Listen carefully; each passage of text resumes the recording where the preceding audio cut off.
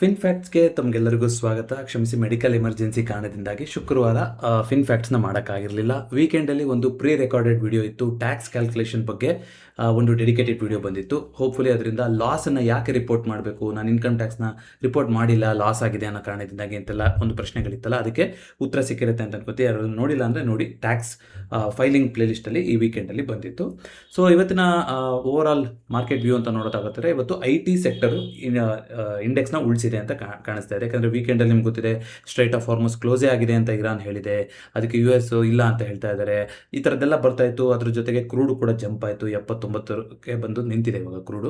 So ಇವತ್ತು ಮತ್ತೆ ರಾತ್ರಿ ಏನೇನು ಬೆಳವಣಿಗೆಗಳಾಗುತ್ತೆ ಗೊತ್ತಿಲ್ಲ. ಸೊ ಮಾರ್ಕೆಟಲ್ಲಿ ವಿಕ್ಸ್ ಕೂಡ ಇವತ್ತು ರೈಸ್ ಆಗಿದೆ. ಇವತ್ತು ಆ್ಯಕ್ಚುಲಿ ಮಾರ್ಕೆಟು ನೆಗೆಟಿವ್ ಆಗಿ ಓಪನ್ ಆಯಿತು, ಆದರೆ IT ಸೆಕ್ಟರ್ನ ಒಂದು ಕಾರಣದಿಂದಾಗಿ ಸ್ಟ್ರಾಂಗ್ ಆಗಿ ಇವತ್ತು HCL ಟೆಕ್ಕಿನ ರಿಸಲ್ಟ್ಸ್ ಕೂಡ ಬಂದಿದೆ. TCXಗೂ ಕೂಡ ಒಳ್ಳೆ ಗೈಡೆನ್ಸ್ ಸಿಕ್ಕಿದೆ.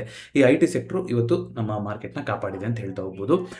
ಓವರ್ ಆಲ್ ನೋಡ್ತಾ ಹೋಗೋಣ ಯಾವ ರೀತಿಯಾಗಿದೆ ಅಂತ. ಒಂದಿಷ್ಟು ಸುದ್ದಿಗಳು ಕೂಡ ಇದೆ. ಸೊ ಇವತ್ತಿನ ಟಾಪ್ ಗೇನರ್ ಅಂದರೆ ಅದು TCS ಅಂತ ಕಾಣಿಸುತ್ತೆ. 5.44% ಅಪ್ ಮೂವ್ಮೆಂಟ್ ಆಗಿದೆ. ಹಾಗೆಯೇ ಗ್ರಾಸಿಮ್ ಇವತ್ತು 2.16% ಕರೆಕ್ಷನ್ ಬಂದಿರೋದ್ರ ಮೂಲಕ ಇವತ್ತಿನ ನಿಫ್ಟಿ 50ಯ ಟಾಪ್ ಲೂಸರ್ ಆಗಿದೆ. ಅದೇ ರೀತಿಯಾಗಿ ನಿಫ್ಟಿ ನೆಕ್ಸ್ಟ್ 50 ಅಂತ ನಾವು ನೋಡ್ತಾ ಬರೋದಾದ್ರೆ ಸುಮಾರು ಕಂಪನಿಗಳು ಒಂದು ಸ್ವಲ್ಪ ರೆಡ್ಡಲ್ಲಿ ಇದ್ದದ್ದು ಕಾಣಿಸ್ತು, ಸ್ವಲ್ಪ ಡ್ರ್ಯಾಗ್ ಮಾಡಿದ್ದು ಕೂಡ ಕಾಣಿಸ್ತು. ಯೂನಿಯನ್ ಬ್ಯಾಂಕಲ್ಲಿ 3.57% ಅಪ್ ಮೂವ್ಮೆಂಟ್ ಬಂದಿರೋದ್ರ ಮೂಲಕ ಅದು ನಿಫ್ಟಿ ನೆಕ್ಸ್ಟ್ 50ಯ ಟಾಪ್ ಗೇನರ್ ಆಗಿದೆ. ಹಾಗೆಯೇ ಸಿಮೆನ್ಸ್ ಎನರ್ಜಿನಲ್ಲಿ 3.48% ಕರೆಕ್ಷನ್ ಬಂದಿರೋದ್ರ ಮೂಲಕ ಅದು ಇವತ್ತಿನ ಟಾಪ್ ಲೂಸರ್ ಆಗಿದೆ. ಸೊ ಶುಕ್ರವಾರ ದಿವಸ ಒಂದು ಫ್ಲಾಟ್ ಮೂಮೆಂಟ್ ಆಗಿತ್ತು, ಅಂದರೆ ಓಪನ್ ಆಗಿದ್ದು ಗ್ಯಾಪ್ ಅಪ್ ಓಪನಿಂಗ್ ಆಯಿತು ನೋಡಿ. ಸೊ ಶುಕ್ರವಾರ ದಿವಸದ್ದು ಅಂತ ನಾವು ನೋಡ್ತಾ ಬರೋದಾದ್ರೆ, ಅವತ್ತು ಗುರುವಾರ ದಿನ ನಾವು 24,000ದಿಂದ ಕೆಳಗಡೆನೆ ನಾವು ಕ್ಲೋಸಿಂಗ್ ಆಗಿದ್ವಿ. ಶುಕ್ರವಾರ ದಿನ 24,086 ಮೇಲ್ಗಡೆ ಕ್ಲೋಸಿಂಗ್ ಆದ್ವಿ. ಒಂದು ನ್ಯಾರೋ ರೇಂಜಲ್ಲಿ ಇಡೀ ದಿನ ಮುಗಿಸಿ ಹೋಗಿದ್ವಿ. ಸೊ ಯಾವ ಒಂದು ಲೆವೆಲಿಂದ ಈ ಎಲ್ಲ ಮೂಮೆಂಟ್ ಶುರುವಾಗಿತ್ತು ಅಂದರೆ, ಅವತ್ತು ಟ್ರಂಪ್ ಅವ್ರದ್ದು ಏನು ಸ್ಟೇಟ್ಮೆಂಟ್ ಹೇಳಿದ್ರು, ಈ ಥರದ್ದೆಲ್ಲ ನಾವು ಒಪ್ಪಂದನ ಮುಗಿಸ್ಕೊಳ್ತಾ ಇದ್ವಿ, ಮೆಮೊರಂಡಮ್ ಆಫ್ ಅಂಡರ್ಸ್ಟ್ಯಾಂಡಿಂಗ್ ಇಲ್ಲಿಗೆ ಮುಗಿದೋಯ್ತು, ಸೀಸ್ ಫೇರ್ ಎಲ್ಲ ಮುಗಿದೋಯ್ತು ಅಂತ ಯಾವ ಲೆವೆಲಿಂದ ಶಾರ್ಪ್ ಆಗಿ ಸೆಲ್ಲಿಂಗ್ ಬಂದಿತ್ತು, ಆ ಲೆವೆಲ್ಗೆ ಬಂದು ಇವತ್ತು ಅಂದರೆ ಗುರುವಾರ ದಿವಸ ಶುಕ್ರವಾರ ದಿವಸ ಕ್ಲೋಸ್ ಮಾಡಿತ್ತು. ಸೊ ಇವತ್ತೇನಾಯಿತು, ಮತ್ತೆ ಕ್ರೂಡಿಂದು ಈ ಥರದ್ದೆಲ್ಲ ಆಗಿದ್ದರಿಂದ ಕೆಳಗಡೆ ಬಂದಿದೆ. ಆದರೆ ಒಂದು ಅಬ್ಸರ್ವ್ ಮಾಡ್ತಾ ಇರಬೇಕು, 24,000 ಲೆವೆಲ್ನ ಬಿಟ್ಟು ಬರಲೇ ಇಲ್ಲ ಇವತ್ತು. ಅಂದರೆ ಮಾರ್ಕೆಟಲ್ಲಿ ಡಿಸ್ಪೈಟ್ ವಿಕ್ಸ್ ಜಾಸ್ತಿ ಆಯಿತು, ಕ್ರೂಡ್ 79 ತನಕ ಹೋಯಿತು, ಆದ್ರೂ ಕೂಡ 24,000 ಲೆವೆಲ್ನ ಮಾರ್ಕೆಟ್ ಬಿಟ್ಕೊಟ್ಟಿಲ್ಲ. ಸೊ ಇದು ಮಾರ್ಕೆಟಲ್ಲಿ ಇನ್ನೂ ಕೂಡ ಒಂದು ಪೊಟೆನ್ಷಿಯಲ್ ಇದೆ, ಒಂದು ಸೆಂಟಿಮೆಂಟ್ ಇದೆ ಅನ್ನೋದು ಕಾಣಿಸ್ತಾ ಇದೆ. ಮೋರ್ ಓವರ್ ಕ್ಲೋಸಿಂಗ್ ಬೇಸಿಸಲ್ಲಿ ತಿರ್ಗಾ ಯಾವ ಝೋನಿಂದ ಸೆಲ್ಲಿಂಗ್ ಬಂದಿತ್ತು, ಯಾವ ಝೋನನ್ನು ಶುಕ್ರವಾರ ಕ್ಲೋಸ್ ಮಾಡಿತ್ತು, ಅದೇ ಝೋನಿಗೆ ಬಂದು ಮುಗಿಸೋದ್ರಲ್ಲಿ ಒಂದು ಸಾಧ್ಯ ಆಗಿದೆ. ಇದರಿಂದ ಏನಾಗ್ತಾ ಇದೆ, ಈ ಒಂದು ಝೋನಲ್ಲಿ 24,000 ಈ ಝೋನಲ್ಲಿ ಒಂದು ಸಪೋರ್ಟ್ ಇದೆ, ಇದನ್ನ ಇಲ್ಲಿ ಪುಷ್ ಮಾಡ್ತಾ ಇದ್ದಾರೆ ಅನ್ನೋದು ಕಾಣಿಸ್ತಾ ಇದೆ ಇದು ಸದ್ಯಕ್ಕೆ, ಅಲ್ವಾ?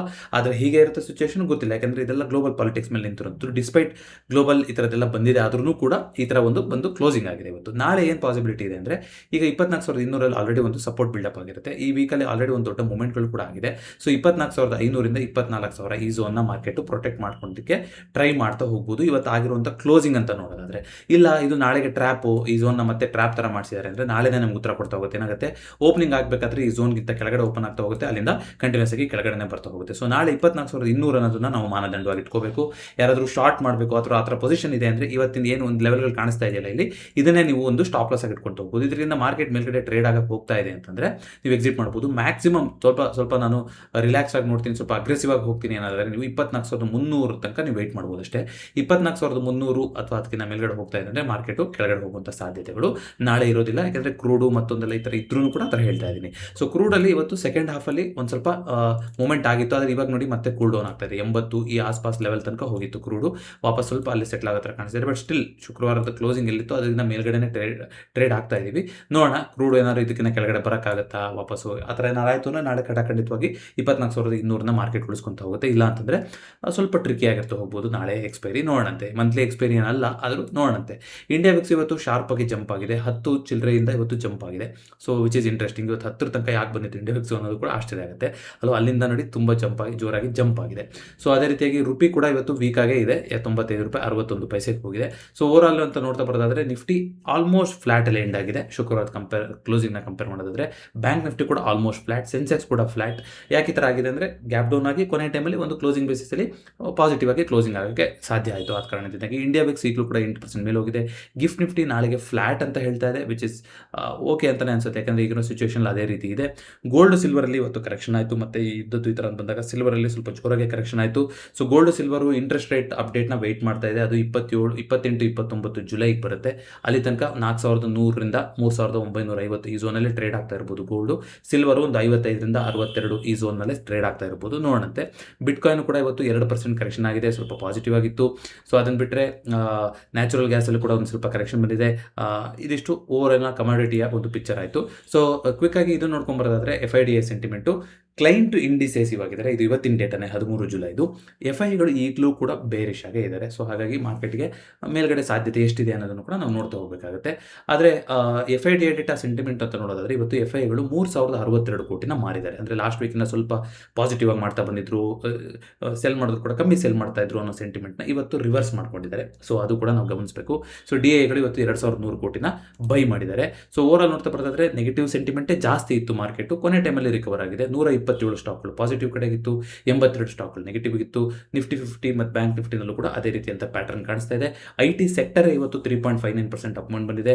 ಇವತ್ತಿನ ಟಾಪ್ ಲೂಸರ್ ಅಂದರೆ ಅದು FMCG ಸೆಕ್ಟರ್ 1.02% ಕರೆಕ್ಷನ್ ಬಂದಿತ್ತು. ಆಫ್ಕೋರ್ಸ್ ಕ್ರೂಡು ಅದರ ರಾ ಮೆಟೀರಿಯಲ್ ಆಗಿರುತ್ತೆ ಈ ಕಾರಣದಿಂದಾಗಿ. ಸೊ ನಾಳೆಯ ನಿಫ್ಟಿ ಎಕ್ಸ್ಪೈರಿದು ನೋಡ್ತಾ ಹೋದಾದ್ರೆ 14 ಜುಲೈದು 10 ಸ್ಟ್ರೈಕ್ಗಳದ್ದು ನೋಡೋದಾದರೆ PCR ತುಂಬ ಪಾಸಿಟಿವ್ ಆಗಿ ಕಾಣಿಸ್ತಾ ಇದೆ. 24,500 ದೊಡ್ಡ ರೆಸಿಸ್ಟೆನ್ಸ್ ಇದೆ ಅಂತ ಹೊರತುಪಡಿಸಿದ್ರೆ 24,200 ಕೂಡ ಸಪೋರ್ಟ್, ಅಂದರೆ ಅರ್ಧ ಮನಿನಲ್ಲೂ ಕೂಡ ನಮಗೆ ಸಪೋರ್ಟಿನ ಒಂದು OA ಅಂದರೆ ಪುಟ್ OA ಜಾಸ್ತಿ ಇದೆ ಕಾಲ್ OAಗಳಿಂದ. ಸೊ ನೋಡೋಣಂತೆ ಇದು ಎಲ್ಲಿ ತನಕ ಹೋಗುತ್ತೆ ಅಂತ. 24,200ರಿಂದ 24,500 ಝೋನ್ ಉಳಿಸ್ಕೊಳುತ್ತಾ, ಅಥವಾ ಇವತ್ತು ಕ್ರೂಡಲ್ಲಿ ಏನಾದರೂ 80 ಮೇಲ್ಗಡೆ ಸ್ಪೈಕ್ ಆಯಿತು ಅಂದರೆ ಅದು ಆ ರೇಂಜು 24,000ದಿಂದ 24,500 ಕಡೆಗೆ ಆಗ್ತಾ ಹೋಗ್ಬೋದು.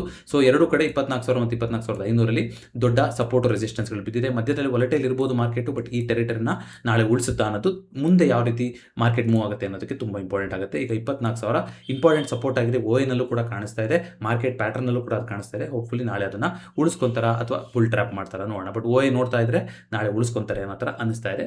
ವೆರಿ ಡೈನಾಮಿಕ್ ಡೇಟಾ ಇದೆಲ್ಲ. ಸೊ ಮಾರ್ಕೆಟ್ ಅವರ್ಸಲ್ಲಿ ಅಷ್ಟೊತ್ತಿಗೆ ಏನು ಸುದ್ದಿ ಬಂದಿರುತ್ತೆ ಅದ್ರ ಮೇಲೂ ಕೂಡ ಚೇಂಜ್ ಆಗ್ತಾ ಇರುತ್ತೆ, ನೋಡೋಣಂತೆ. ಸೊ ಅದನ್ನು ಬಿಟ್ಟು ಅಂತ ನೋಡೋದಾದ್ರೆ FIDA ಸೆಂಟಿಮೆಂಟ್ನ ಮಾತಾಡಿದ್ದೀವಿ. ಸೊ ಸದ್ಯಕ್ಕೆ ರಿಸಲ್ಟ್ಸ್ ಅಂತ ನೋಡೋದಾದ್ರೆ ಇವತ್ತು HCL ಟೆಕ್ ಇಂದ ರಿಸಲ್ಟ್ಸ್ ಇತ್ತು, ತುಂಬ ಒಳ್ಳೆ ರಿಸಲ್ಟ್ಸ್ ಬಂದಿದೆ ಇವತ್ತು. HCL ಟೆಕ್ಕಲ್ಲಿ 18% ಇಯರ್ ಆನ್ ಇಯರ್ ಗ್ರೋತ್ ಅಂತ ನಾನು ಹೇಳಿದ್ರು. ICICI Prudential asset management company ಇತ್ತು. I think ICICI Prudential life ಇನ್ಶೂರೆನ್ಸ್ನ ICICI ಲೈಫ್ ಇನ್ಶೂರೆನ್ಸ್ ಅಂತ ಚೇಂಜ್ ಮಾಡ್ತಾರೆ ಅಂತ ಹೆಸರು ಬಂದಿತ್ತು. ಹಾಗೆಯೇ ಬಜಾಜ್ ಕನ್ಸ್ಯೂಮರು, ಒಂದಿಷ್ಟು ಕಂಪ್ನಿಗಳ ರಿಸಲ್ಟ್ಸ್ ಇತ್ತು ಇವತ್ತು. ದೊಡ್ಡ ಕಂಪ್ನಿಗಳು ಅಂದರೆ ಇದಿಷ್ಟೇ ಇದ್ದಿದ್ದು. ನಾಳೆಗೂ ಕೂಡ ಒಂದು 18 ಕಂಪ್ನಿಗಳಿದೆ. L&T ಟೆಕ್ನಾಲಜಿ ಸರ್ವಿಸಸ್ಸು, ಟಾಟಾ ಎಲೆಕ್ಸಿ, ಮತ್ತು ಒಂದಿಷ್ಟು ಕಂಪ್ನಿಗಳದ್ದು ಇದೆ. ಇನ್ಯಾವುದು ದೊಡ್ಡ ನೇಮ್ಗಳು ಅಂತ ಯಾವುದೂ ಇಲ್ಲ, ಮಿಡ್ ಕ್ಯಾಪ್ ಸ್ಮಾಲ್ ಕ್ಯಾಪ್ ಕಂಪ್ನಿಗಳದ್ದಿದೆ. ಸೊ ನೋಡೋಣಂತೆ ನಾಳೆ ರಿಸಲ್ಟ್ಸ್ ಯಾವ ಥರ ಬರುತ್ತೆ ಅಂತ. ಹಾಗೆಯೇ ಕಲ್ಯಾಣ್ ಜ್ಯುವೆಲರ್ಸು ಲಾಸ್ಟ್ ಒಂದು ಸ್ವಲ್ಪ ದಿನಗಳಲ್ಲಿ ಸಿಕ್ಕಾಪಟ್ಟೆ ಪಾಸಿಟಿವ್ ಮೂವ್ಮೆಂಟ್ನ ಕೊಟ್ಟಿದೆ. ಐ ಥಿಂಕ್ 47% ಏನೋ ರ್ಯಾಲಿ ಆಗಿದೆ ಒಂದೇ ವಾರದಲ್ಲಿ. ಅದಕ್ಕೆ ಸಿಟಿ ಕೆಲವೊಂದು ಗ್ರೂಪ್ಗಳು ಅವರಿಗೆ ಬೈ ರೇಟಿಂಗನ್ನು ಕೊಟ್ಟಿರುವಂಥದ್ದು, ಜೊತೆಗೆ ಅವರ ಕಾಂಪಿಟೇಟರ್ಸ್ನ ಕಂಪೇರ್ ಮಾಡ್ತಾರೆ. ಅವರ ಒಂದು Q1 ಅಪ್ಡೇಟು ಚೆನ್ನಾಗಿದೆ, ಅದರ ಒಂದು ಪ್ರಾವಿಷನಲ್ ಅಪ್ಡೇಟ್ ಅಂತ ಬಂದಿತ್ತು. ಜೊತೆಗೆ ಒಂದಿಷ್ಟು ನೆಗೆಟಿವ್ ನ್ಯೂಸ್ಗಳು ಕೂಡ ಇದೆ. ಟ್ರೇಡ್ ಡೆಫಿಸಿಟ್ಟು ಇಂಡಿಯಾದ್ದು 30.4 ಬಿಲಿಯನ್ ಆಗಿದೆ. ಇದಕ್ಕೆ ಜಾಸ್ತಿ ಕ್ರೂಡು ಮತ್ತು ಗೋಲ್ಡ್ ಇಂಪೋರ್ಟ್ ಮಾಡ್ಕೊಂಡಿದ್ದೆ ಕಾರಣ ಅಂತ ಒಂದು ಸುದ್ದಿ ಬಂದಿತ್ತು. 59% ಜಾಸ್ತಿ ಆಗಿದೆ ಅಂತ. ಹಾಗೆಯೇ ರಿಟೇಲ್ ಇನ್ಫ್ಲೇಷನ್ ಕೂಡ ಐ ಥಿಂಕ್ CPI ಡೇಟಾ ಬಂದಿತ್ತಲ್ಲ ಮೊನ್ನೆ 13-14 ಇವತ್ತು ಬಂದಿರುತ್ತಲ್ಲ.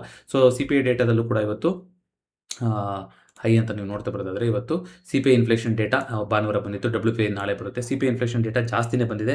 RBIನ ಗೈಡ್ಲೈನ್ಸ್ ಏನಿದೆಯೋ ಅದಕ್ಕಿಂತಲೂ ಜಾಸ್ತಿ ಬಂದಿದೆ ಅಂತ ಬಂದಿತ್ತು. ಸೊ 4.38%, RBI 4% ಇರಬೇಕು ಇನ್ಫ್ಲೇಷನ್ ಅಂತ ಹೇಳ್ತಾ ಹೋಗ್ತಾರೆ. ಇದ್ರ ಬಗ್ಗೆ ಡೆಡಿಕೇಟೆಡ್ ವಿಡಿಯೋ ಇದೆ ಚಾನಲ್ನಲ್ಲಿ, CPI ಇನ್ಫ್ಲೇಷನ್ WPI ಇನ್ಫ್ಲೇಷನ್ ಬಗ್ಗೆ ಶಾರ್ಟ್ ಸೀರೀಸಲ್ಲಿ ವಿಡಿಯೋ ಮಾಡಿದ್ದೆ. ಸೊ 4% ಟಾರ್ಗೆಟ್ ಒಳಗಡೆ ಇಡೋಕ್ಕೆ ಪ್ರಯತ್ನ ಪಡ್ತಾರೆ. 17 ತಿಂಗಳ ನಂತರ ಇದು 4%ಗಿಂತಲೂ ಜಾಸ್ತಿಯಾಗಿ 4.38% ಆಗಿದೆ. ಇದಕ್ಕೆ ಫುಡ್ ಪ್ರೈಸಸ್ಗಳು ಮತ್ತು ರೂರಲಲ್ಲಿ ಗ್ರಾಮೀಣ ಭಾಗದಲ್ಲಿ ಆಗಿರುವಂತಹ ಒಂದಿಷ್ಟು ಬೆಲೆ ಏರಿಕೆಗಳ ಕಾರಣ ಅಂತ ಹೇಳ್ತಾ ಇದ್ದಾರೆ. ಜೊತೆಗೆ ರೈಲ್ವೇದು ಅಂತ ಒಂದು ಸುದ್ದಿ ಬಂದಿತ್ತು ನೋಡಿ. 1.27 ಕೋಟಿಯಷ್ಟು ಈ ಬೆಡ್ ರೋಲ್ ಮೆಟೀರಿಯಲ್ ಅಲ್ಲಿ ಕೊಡುವಂಥ ಬೆಡ್ಶೀಟ್ ಆಗಿರ್ಬೋದು, ದಿಮ್ಗಳಾಗಿರ್ಬೋದು, ಈ ಥರದ್ದು ಕಳುವಾಗಿದೆ. ಅಂದರೆ 104 ಕೋಟಿಗಿಂತಲೂ ಹೆಚ್ಚು ಬೆಲೆ ಬಾಳುವಂಥದ್ದು 1.27 ಕೋಟಿಗಿಂತಲೂ ಜಾಸ್ತಿ ನಂಬರ್ಸಲ್ಲಿ ಅಷ್ಟು ಬೆಡ್ಶೀಟ್ಗಳು, ಅಷ್ಟು ದಿಂಬುಗಳು, ಈ ಥರದ್ದು ಏನು ಕೊಡ್ತಾರಲ್ಲ ಅಲ್ಲಿ ಸ್ಲೀಪರ್ ಕೋಚಲ್ಲಿ, ಆ ಥರದ್ದು ಮಿಸ್ ಆಗಿದೆ 2022ರಿಂದ ಅಂತ RTI ಯಾರೋ ಒಂದು ಫೈಲ್ ಮಾಡಿದ್ರು, ಅದಕ್ಕೆ ಮಾಹಿತಿ ಬಂದಿದೆ. ಇದರಿಂದ ನಿಮ್ಗೆ ಗೊತ್ತಾಗ್ತಾ ಹೋಗುತ್ತೆ IRCTC ಯಾಕೆ ಕಂಟಿನ್ಯೂಸ್ ಆಗಿ ಸ್ಟ್ರಗಲ್ ಆಗ್ತಾ ಇದೆ ಅಂತಂದರೆ, ಜನಗಳಿಗೆ ಸೌಕರ್ಯ ಇಲ್ಲ ಅಂತಲ್ಲ, ದೇಶದಲ್ಲಿ ಕೆಲವೊಂದು ಸೌಕರ್ಯಗಳಿರುತ್ತೆ, ಆದರೆ ಅದನ್ನ ಹೇಗೆ ಉಪಯೋಗಿಸ್ಕೋಬೇಕು ಅನ್ನೋದು ಗೊತ್ತಿಲ್ಲ. ತುಂಬ ಗಬ್ ಮಾಡೋದು, ಅಲ್ಲೇ ಏನೇನೋ ಹಾಕೋದು, ರೈಲ್ವೆ ನೀಟಾಗಿ ಇಡ್ಬೋದು ನಮ್ಮದು ಅದು ಅಂತ, ಅವ್ರ ಪ್ರಯಾಣ ಆಯಿತು ಅಂತ ಅಲ್ಲೇ ತಿಂತಾ ಇರ್ತಾರೆ, ಅಲ್ಲೇ ಹಾಕ್ತಾ ಇರ್ತಾರೆ ನೋಡಿ, ಈ ಥರದ್ದನ್ನೆಲ್ಲ ಕದ್ಕೊಂಡು ಹೋಗ್ತಾರೆ. ಈ ಥರದ್ದೆಲ್ಲ ಸುದ್ದಿ ಬರ್ತಾ ಇರುತ್ತೆ. ಸೊ ಅದು ತುಂಬ ಕಷ್ಟ. ಆ ಒಂದು ಸಿವಿಕ್ ಸೆನ್ಸ್ ಅಂತ ಅನ್ನೋದು ತುಂಬ ಕಷ್ಟ ಇಂಡಿಯಾದಲ್ಲಿ. ಅದು ಯಾವಾಗ ಸರಿ ಹೋಗುತ್ತೆ ಅನ್ನೋದು, ಅದು ಯಾವ ಗೌರ್ಮೆಂಟ್ ಬಂದರೂ ಸರಿ ಮಾಡೋಕ್ಕಾಗಲ್ಲ, ಅದನ್ನ ಜನಗಳೇ ಅರ್ಥ ಮಾಡ್ಕೋಬೇಕು. ಸೊ ನಮ್ಮ ದೇಶನೂ ಒಂದು ಸಿಂಗಾಪುರು ಇನ್ಯಾವುದಕ್ಕೂ ಕಂಪೇರ್ ಕಂಪೇರ್ ಮಾಡಿ ಮಾತಾಡೋಕ್ಕೆ ಮುಂಚೆ ಇದನ್ನು ನಾವು ಅಳವಡಿಸ್ಕೋಬೇಕು ಅಂತ. ಬೇರೆ ದೇಶದಲ್ಲಿ ರೂಲ್ಸ್ಗಳು ಟೈಟ್ ಆಗಿದೆ ಅದಕ್ಕೆ. ಸೊ ಇಲ್ಲೂ ಕೂಡ ಈಗ ನೋಡೋಣ, ಫ್ಲೆಕ್ಸು ಇದೆಲ್ಲ ತೆಗೆಸ್ತೀವಿ ಅಂತ ಸುಮಾರು ಬೆಂಗಳೂರಲ್ಲಿ ಒಂದಿಷ್ಟು ನಡೀತಾ ಇದೆ. ಹಳೆ ಗಾಡಿಗಳು ಫುಟ್ಪಾತಲ್ಲಿ ಇರೋವಂಥದ್ದು ಮತ್ತೊಂದು ಇದಕ್ಕೆಲ್ಲ ನಡೆಯುತ್ತೆ ಅಂತ, ಎಲ್ಲಿ ತನಕ ನಡೆಯುತ್ತೆ, ಎಷ್ಟು ನಡೆಯುತ್ತೆ ಅಂತ ನೋಡೋಣಂತೆ. ಸೊ ಇದಿಷ್ಟು ಇವತ್ತಿನ ಫಿನ್ ಫ್ಯಾಕ್ಟ್ಸ್ ಆಗಿತ್ತು. ಈ ವಿಡಿಯೋ ಇಷ್ಟ ಆಗಿದೆ ದಯವಿಟ್ಟು ವಿಡಿಯೋನ ಲೈಕ್ ಮಾಡಿ ಹಾಗೂ ಚಾನಲ್ಗೆ ಸಬ್ಸ್ಕ್ರೈಬ್ ಮಾಡಿ. ಮತ್ತೊಂದು ಫಿನ್ ಫ್ಯಾಕ್ಟ್ಸ್ ನೊಂದಿಗೆ ಭೇಟಿಯಾಗೋಣ. ಎಲ್ರಿಗೂ ನಮಸ್ಕಾರ.